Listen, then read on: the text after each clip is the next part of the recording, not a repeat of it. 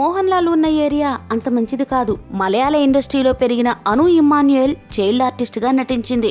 Heroine గాను ఒక cinema చేసింది. తెలుగులో నాని సరసన మజ్ను సినిమాలో నటించిన అను ఇమ్మాన్యుయల్ మాలీవుడ్పై సంచలన కామెంట్స్ చేసింది.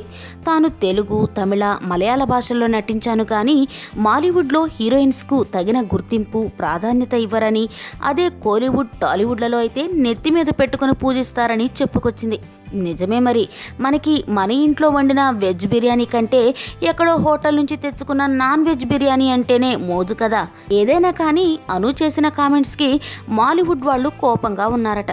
ప్రస్తుతం అను తెలుగులో గోపిచంద్తో ఆక్సిజన్ మూవీతో పాటు మరో సినిమాలోనూ, కోలీవుడ్లో 2 సినిమాల్లోనూ నటిస్తుంది.